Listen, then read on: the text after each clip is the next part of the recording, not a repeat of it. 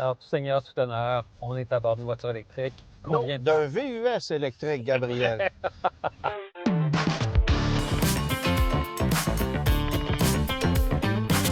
Le Guide de l'auto, une présentation d'Antirouille Métropolitain, recommandé par CA Québec.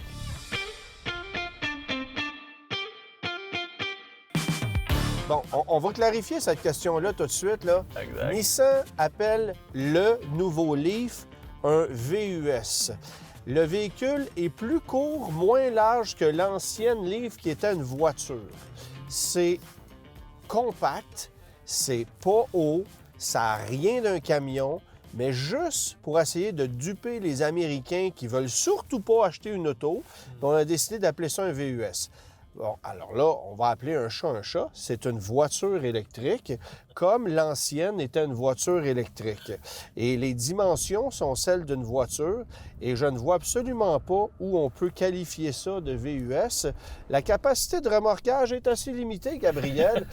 Oui, effectivement. En fait, on pourrait presque dire que cette voiture-ci, ce VUS, Oui.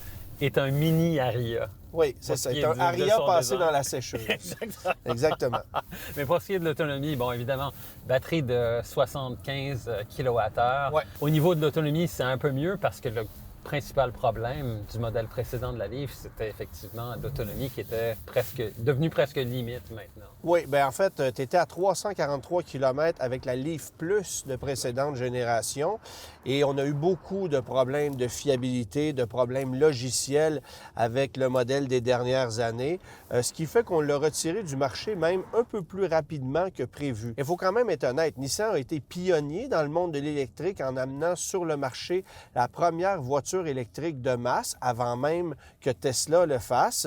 Mais on a laissé ça aller pendant trop longtemps et évidemment, il y a une compétition qui s'est installée et la Leaf s'est fait déclasser.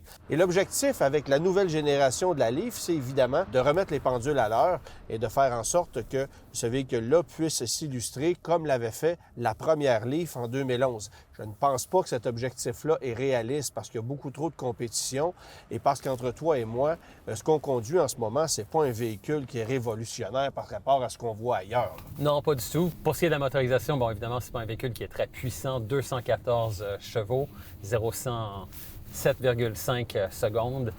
Une dynamique qui est correcte, confortable. C'est un véhicule qui se conduit bien, mais c'est pas du tout un véhicule de performance où il n'y a aucune vocation sportive. Non, mais c'est correct. Exact. C'est pas l'objectif. Puis je te dirais qu'en ville ou en milieu urbain, c'est un véhicule qui est assez vif, assez maniable. Ouais. La réponse à l'accélération est évidemment instantanée, c'est le fun.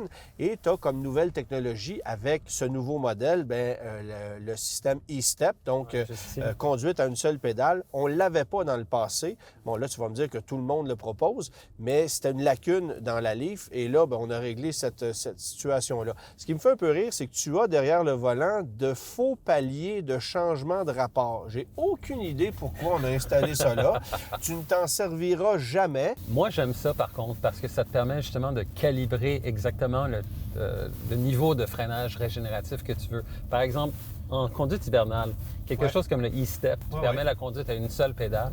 Moi, je trouve que c'est pas à privilégier parce que quand tu roules en ville, par exemple, et que tu as la conduite à une seule pédale, dès que tu lèves le pied de l'accélérateur, souvent tu as une grosse décélération. Et ça, c'est assez, notamment si tu es sur une plaque de glace ou une surface qui est glissante pour déstabiliser un peu la voiture. Donc, l'idée de pouvoir calibrer le freinage régénératif au moyen des palettes, des paliers au volant, selon moi, c'est une bonne chose parce que ça te permet justement de doser justement en certaines cette situations. Mais j'ai l'impression que les gens ne l'utiliseront pas quand même. Il y a peut-être une partie sur ce modèle-là. Tu as raison sur un point. C'est pratique aussi dans le contexte où on est dans un véhicule à roue motrice avant. Exact. Et les gens se posent souvent la question, pourquoi il y a plusieurs véhicules électriques qui sont propulsés et non pas à traction? Bien, parce que le déplacement de la masse en accélération s'en va sur l'essieu arrière et que tu as une traction qui est toujours maximisée en ce sens-là. C'est pas vrai avec un véhicule à moteur à combustion où le moteur est toujours à l'avant. Alors ici, c'est différent et je considère pas que le fait que ce soit un véhicule à traction, dans notre cas, ce soit un avantage. Ça aurait pu être un véhicule propulsé, que ça aurait fait un travail intéressant, ça aurait peut-être même amélioré la dynamique de conduite, mais c'est pas un désavantage non plus, sauf dans une situation comme tu décris en ce moment, où tu es sur une surface surface glissante ou inégale. Puis là, on le voit d'ailleurs parce que la trajectoire de la voiture sur la glace ici à Mécaglisse, bien, elle dévie de temps en temps et la voiture s'ouvre, là, littéralement. Là. Mais encore une fois, la vocation de cette voiture-ci, c'est pas, de ce VUS, pardon, n'est pas un véhicule de performance ou de dynamique. Donc, c'est des facteurs, les gens qui vont considérer l'achat de ce modèle-ci de la Leaf sont pas nécessairement portés là-dessus. Moi, je pense que tu sous-estimes Nissan, Gabriel. À quand la Leaf Nismo? Ouais.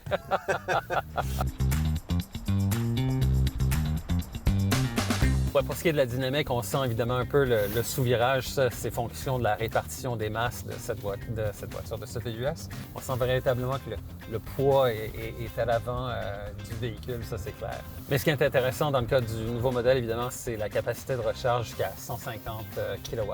Oui, c'est standard. Tu vas retrouver ça dans plusieurs véhicules de même gabarit. Le nouveau CHR chez Toyota, c'est la même chose. Pour un véhicule qui a une batterie de ce format-là, ça va, ça convient. Ça permet de ravitailler la machine en plus ou moins 30 minutes, 10 à 80 % dans les meilleures conditions. Alors, pas de problème de ce côté-là. Il y a un port NACS, évidemment, avec la nouvelle Leaf. Ça vous permet de vous charger sur les superchargeurs Tesla plus facilement et donc d'aller maximiser la charge. Bon, je sais que Tesla va chercher des vitesses de charge beaucoup plus élevées que 150 kW, là, mais c'est un avantage de ce côté-là et ça devient une norme là, de plus en plus standard dans l'industrie ici en Amérique du Nord. Et pour ce qui est de la recharge sur niveau 2, le chargeur embarqué de la voiture, c'est 7,2 kW. Alors, selon ce que vous allez avoir à domicile comme chargeur, ça va prendre entre 6h30 et 11h pour ravitailler la voiture à la maison sur la borne de niveau 2. Et côté consommation énergétique, bien, c'est une bagnole qui se défend. C'est plus aérodynamique. C'est un véhicule qui a été développé pour être efficace de ce côté-là. Alors, 16,2 kWh par 100 km, c'est ce qu'on annonce comme consommation énergétique. Évidemment, c'est pas ce qu'on fait en ce moment dans les conditions hivernales. Évidemment que mon test avec une voiture électrique, c'est souvent d'effectuer un Montréal-Québec. C'est 265 km qui séparent Québec de mon domicile.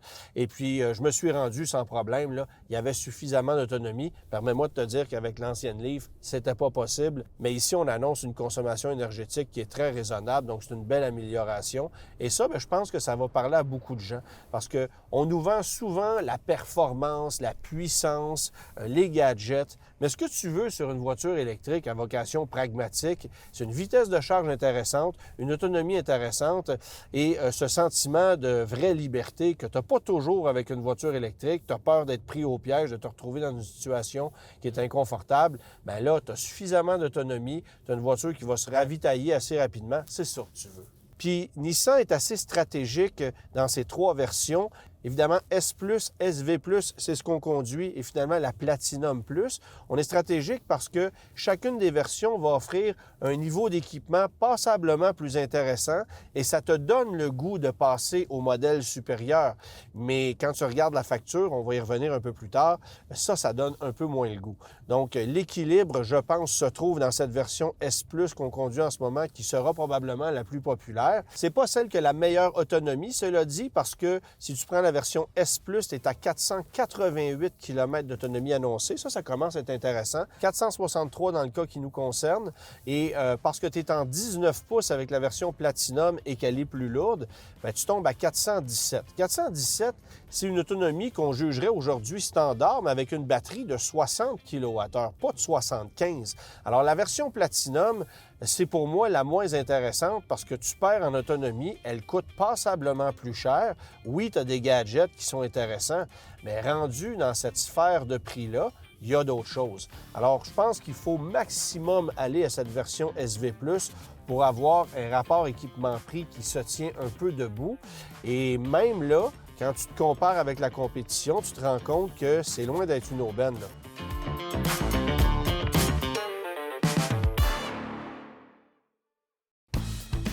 Quand faut-il changer de véhicule? Lorsqu'il y a des signes importants de rouille, d'usure ou de faiblesse sur la carrosserie ou le châssis, quand il faut remplacer une pièce mécanique maîtresse et coûteuse comme le moteur ou la transmission, ou si vos besoins changent, par exemple si la famille s'agrandit.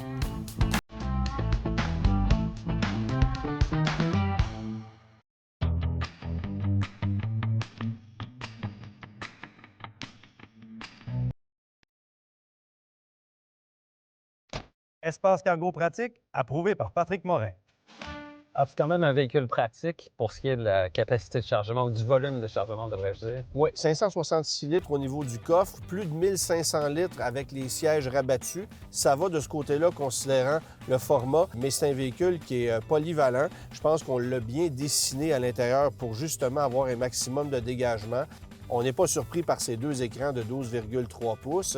On a des commandes à rappel haptique. Un élément que j'aime aussi, c'est le fait qu'on ait le levier de vitesse à bouton poussoir. Ça permet de dégager l'espace et d'avoir davantage d'espace de rangement, chargeur par induction pour téléphone cellulaire, tout ça. Là où le bas blesse, en ce qui me concerne, c'est au niveau du design extérieur.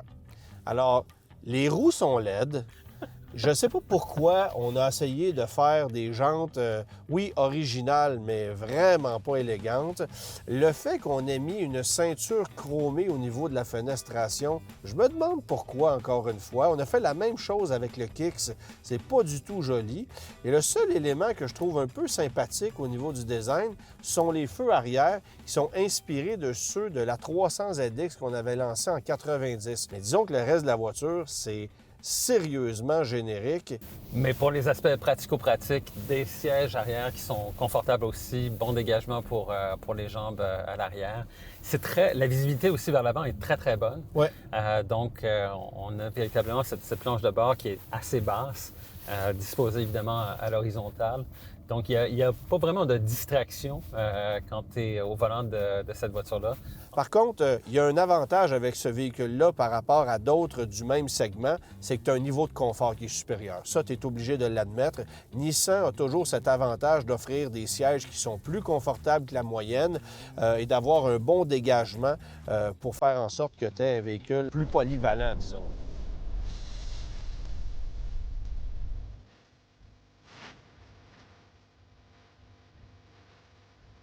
Mathieu, tu auras remarqué que sur notre nouveau Nissan Leaf, on a deux ports de recharge. Le NACS d'un côté, donc pour les bornes Tesla. Et les bornes rapides. Et les bornes rapides. Et de l'autre côté, c'est le fameux fusil là, niveau 2 que l'on connaît, que vous avez peut-être même déjà installé à la maison. Mais si vous voulez recharger vite, ça prend le NACS. Donc, il faut que vous soyez compatible et que vous ayez des comptes avec les superchargers de Tesla notamment. Et on a le Auto-Charge, donc la recharge automatique qui se fait avec ce véhicule-là sur les bornes de niveau 3. Ce qui veut dire que vous n'avez pas à glisser une carte ou votre téléphone, par exemple, devant le chargeur que vous utilisez. Ça se fait automatiquement. Mais attention, il faut que ce soit programmé dans la voiture. Il m'est arrivé une aventure où ça n'avait pas été fait et je n'étais pas capable de recharger même avec ma carte. Donc, soyez avertis de ça. Votre concessionnaire devra se charger de s'assurer que tout était fait dans les règles de l'art avant que vous quittiez la concession au moment de la livraison. Beaucoup de choses qu'on a améliorées sur ce nouveau modèle-là, notamment, c'est plus qu'un véhicule sur 4 roues, c'est une batterie sur 4 roues aussi, avec le V2H qui permet comme ça d'alimenter quelque chose d'autre. Ça devient une batterie qui peut alimenter votre maison. Et ça, c'était souvent un accessoire supplémentaire qu'on devrait acheter. C'était souvent aussi des options pour des véhicules électriques qui étaient davantage de luxe. On a amélioré beaucoup de choses. Premièrement, le système d'écran, entre autres. Ouais. On est intégré complètement avec Google. Donc, c'est l'assistant à l'intérieur. Vous pouvez lui passer des commandes. Il comprend plutôt bien. OK, Google, quelle température fait-il? À Notre-Dame-de-la-Merci, il fait présentement moins 1 degré. Ça me semblait plus froid. Autre chose aussi, c'est que pour favoriser et pour améliorer la vitesse de recharge, on va pouvoir préconditionner la batterie. C'est-à-dire qu'il y a un chauffe-batterie, donc on va pouvoir comme ça préparer la batterie afin qu'elle n'ait pas à recevoir le courant à basse vitesse et qu'elle augmente de plus en plus. On peut déjà arriver, hey, la batterie est prête, paf, et on va y aller à pleine vitesse ou à peu près. L'idée, c'est de tempérer la batterie pour accélérer la vitesse de charge au moment où on en a besoin et on ne l'avait pas sur l'ancienne génération. Puis évidemment, un conducteur de véhicule électrique qui a besoin de faire des longues distances, il veut pouvoir planifier son trajet en fonction du réseau de bornes et en fonction de l'autonomie restante. La voiture te propose une technologie qui va t'aider là-dedans. Absolument. On a des programmes de recharge, beaucoup d'informations liées à la batterie. On a aussi le planificateur intelligent. Donc, c'est un système qui va calculer notre trajet en fonction de la température extérieure, parce que ça a un impact direct sur la batterie, et aussi sur l'état comme tel de la batterie. Donc, on essaie le plus possible de donner de l'information au conducteur afin de le rassurer, parce qu'on l'a tous déjà été un peu angoissé à l'idée de voir que là, il restait une vingtaine de pourcents, puis on se dit, on ne se rendra pas. Alors qu'avec une voiture au gaz, quand la lumière E s'allume, on fait « Bah, non, Il en encore reste 50, pour... 60. Oui, exact. Donc, des fois, on dirait que l'ignorance, c'est le bonheur, mais ici, on est constamment bombardé d'informations, puis on se dit « Aïe, aïe, aïe, on se rendra pas. » Mais il y a des bonnes chances que vous vous rendiez. C'est une petite crainte qui finit par passer. L'ignorance, c'est le bonheur, hein? Ben, c'est ça qu'ils disent, ça a l'air. Je suis pas au courant. Je suis pas au courant. Recommence-moi ça.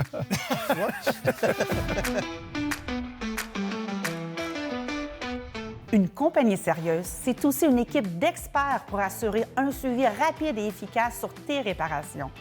Ça fait toute la différence.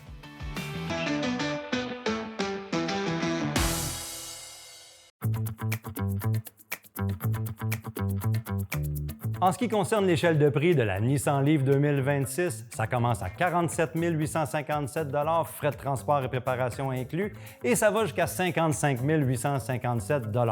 En ce qui concerne le modèle à l'essai aujourd'hui, il y a une étiquette de 49 890 $ si on inclut la subvention provinciale. En ce qui concerne le financement, on parle de 832 $ par mois, taxes incluses, à un taux de financement de 1,4 % sur 72 mois si on prend en considération la subvention provinciale. En termes de location, on parle de 598 $ taxes incluses, à un taux de 0 % sur 48 mois si on inclut la subvention provinciale et un crédit du manufacturier de 1 000 $. Si on prend en considération le prix de vente et les taux, on va faire comme plusieurs véhicules électriques actuels et on va privilégier la location pour la Nissan Leaf 2026.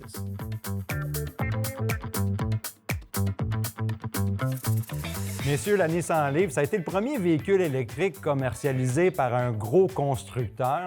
Est-ce qu'on est armé maintenant pour faire face à la compétition et regagner un peu la gloire qu'on avait dans le temps? Non. En fait, la vérité, c'est ça, il faut être honnête.